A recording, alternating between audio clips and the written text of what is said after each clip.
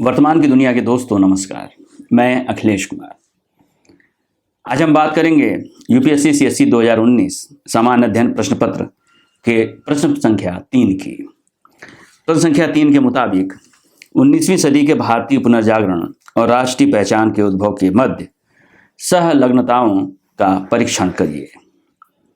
इस प्रश्न की जो मुख्य विशेषता है जिस पर आपको वास्तव में ध्यान देना है वह है भारतीय पुनर्जागरण और राष्ट्रीय पहचान। दरअसल राष्ट्रीय पहचान और भारतीय पुनर्जागरण के बीच क्या कोई कोरिलेशन है, क्या कोई संबंध है, क्या कोई सहलग्नता है, उसका परीक्षण करना है। यानी एक तरह से आपको यह स्पष्ट होना चाहिए कि क्या भारतीय पुनर्जागरण ने भारत के अंदर, जो भारत कई हिस्सों में बटा हुआ था, जो एक द्वीपीय समाज था, एक तरह से ग्राम आधारित आत्मनिर्भर अर्थव्यवस्था वाला देश था अंग्रेजों के आने से पहले। वो अंग्रेजों के आने के बाद जो उसकी आर्थिक प्रक्रिया, सामाजिक और राजनीतिक प्रक्रियाओं में जो बदलाव आए, उन्होंने किस तरह से बदला और उन बदलावों ने किस तरह से भारतीय पुनर्जागरण का निर्माण किया और वह भारतीय पुनर्जागरण किस तरह से अपनी एक राष्ट्रीय अस्मिता के साथ, एक राष्ट्रीय पहचान के साथ उभर कर आया। इसके पीछे के जो कारण थे, इसके पीछे के जो संबंध हैं भारतीय पुनर्जागरण और राष्ट्रीय पहचान, इसी के संदर्भ में इस प्रश्न को देखना है और फिर उनका परीक्षण करना है कि जो सहयोगी, जो संलग्नताएं थी, जो कोरिलेशन था, वो रिलेशन उसका परीक्षण करना है आपको दरअसल इस प्रश्न पत्र में। तो आप इस प्रश्न पत्र के बारे में जब आप लिखना शुरू करेंगे तो शुरुआती दौर में आपको यह स्पष्ट कर देना चाहिए कि भारतीय पुनर्जागरण ने सदियों से सामाजिक, आर्थिक और राजनीतिक स्तर पर संकुचित और द्वीपीय सोच की पृष्ठभूमि वाली कई संस्कृतियों के भूभाग को भारतीय अस्मिता या राष्ट्रीयता की राजनीतिक पहचान बदलने में बड़ी भूमिका निभाई। निश्चित रूप से आप जानते हैं कि पुनर्जागरण के पीछे जो सबसे ज़्यादा ताकतवर चीज़ थी वह थी पश्चिम में जो लोकतंत्र की अवधारणा थी उसका भारत में पश्चिमी शिक्षा के जरिए आना। और उस पश्चिमी शिक्षा ने भारत के कुलीन तबके को या समृद्ध तबके को इस बात के लिए लाभान्वित किया कि वह न सिर्फ अंग्रेजी शिक्षा को ग्रहण कर पाए बल्कि अंग्रेजी शिक्षा के माध्यम से वह उन लोकतांत्रिक या उन आधुनिक विचारधाराओं को भी ग्रहण कर पाए जो उस समय यूरोप या अन्य देशों में प्रसारित हो रही थी। और उसके ही प्रकाश में उन्होंने भारतीय परिप्रेक्ष्य में, भारतीय राष्ट्रीयता के परिप्रेक्ष्य में उनको गढ़ने की कोशिश की। तो इस संदर्भ में जब आप लिखते हैं तो पश्चिमी शिक्षा के साथ लोकतांत्रिक मूल्यों जैसे स्वतंत्रता, समानता, बंधुत्व के आदर्शों, निश्चित रूप से ये लोकतंत्र के मूल्य थे जो फ्रांस की क्रांति और अमेरिकी क्रांति से प्रभावित थे। ज्ञान विज्ञान के साथ प्रशासनिक और आर्थिक विकास के नए विचारों और संसाधनों के संपर्क में आने से एक राष्ट्रीय पहचान के निर्माण में बड़ी सहायता मिली। यह भी स्पष्ट है कि अंग्रेज जब आए तो उन्होंने अपना आर्थिक विकास का एक मॉडल रखा। उन्होंने अपने उस आर्थिक विकास के मॉडल की सफलता के लिए प्रशासनिक विकास का भी एक मॉडल रखा जो यूरोप में व्यवस्था से प्रभावित था। इसके साथ पुनर्जागरण ने विश्व के साथ भारत के अलगाव को समाप्त कर दिया। निश्चित रूप से आर्थिक शोषण की जो प्रक्रिया चली अंग्रेजों की, उसमें औपनिवेशिक जो आर्थिक और राजनीतिक शोषण की जो प्रक्रिया थी उसने इसमें महत्वपूर्ण भूमिका निभाई। इन पूरी प्रक्रियाओं के द्वारा वास्तव में पुनर्जागरण ने विश्व के साथ भारत के अलगाव को समाप्त कर दिया, क्योंकि जो पुनर्जागरण के कर्ता धर्ता थे वह पश्चिमी विचारों से प्रेरित हुए और न सिर्फ पश्चिमी विचारों से प्रेरित हुए बल्कि जो ब्रिटेन की भारत के अंदर शोषणकारी आर्थिक और राजनीतिक प्रक्रिया थी उसके भी वो खिलाफ खड़े हुए उसमें से बहुत।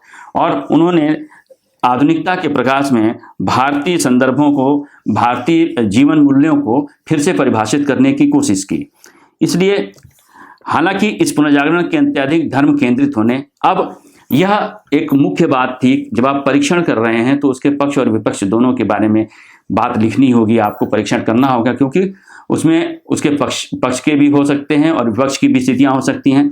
आपने देखा अभी पक्ष के बारे में आपने लिखा कि जो पश्चिमी शिक्षा थी उसने लोकतांत्रिक मूल्यों को भारत में जन्म दिया, ज्ञान विज्ञान और के साथ साथ प्रशासनिक और आर्थिक विकास के नए विचारों और संसाधनों के संपर्क में भारतीय आए तो उन्होंने एक नए तरह की राष्ट्रीय पहचान की अवधारणा को जन्म दिया।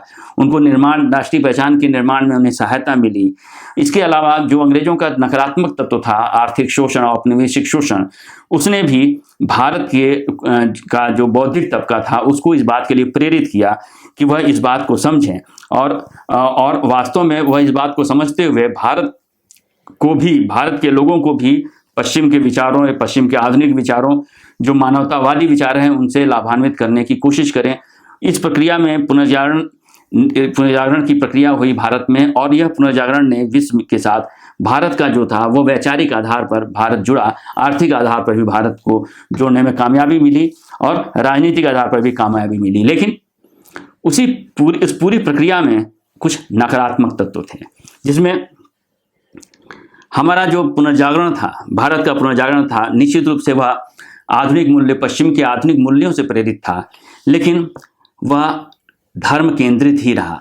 यानी उसका जो पूरा स्वरूप रहा वो धर्म के अंदर ही सुधार करने की प्रक्रिया से संबंधित था। यहाँ यह और स्पष्ट कर दें कि यूरोप का पुनर्जागरण था, उसने व्यापक रूप से धर्म के अंदर तो उथल पुथल मचाई ही, बल्कि प्रोटेस्टेंट जैसा एक नए धर्म के विकास को भी योगदान दिया।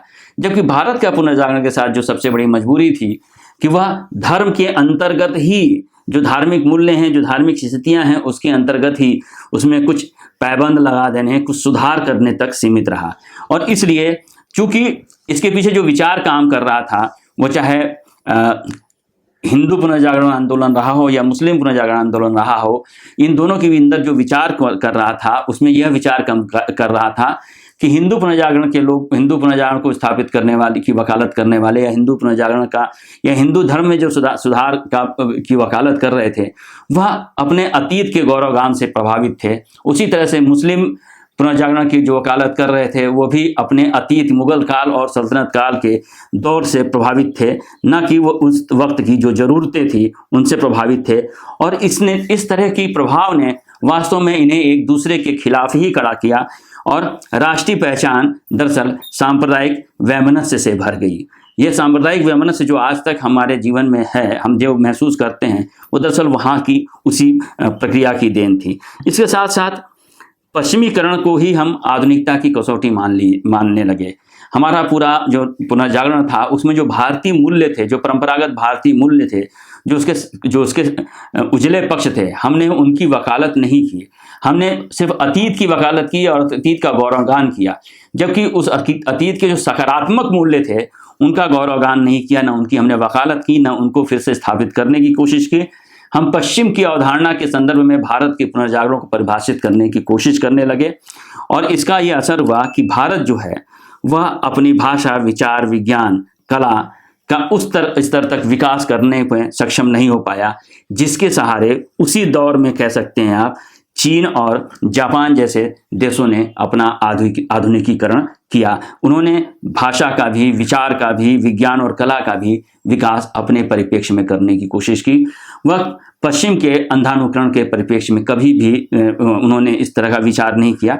यानी कुल मिलाकर ये कहा जाए तो भारतीय पुनर्जागरण की अपने अतीत और आधुनिकता के संदर्भ में एक मिली जुली प्रक्रिया रही है, और इसी संदर्भ में इस प्रश्न को समझना है। शुक्रिया।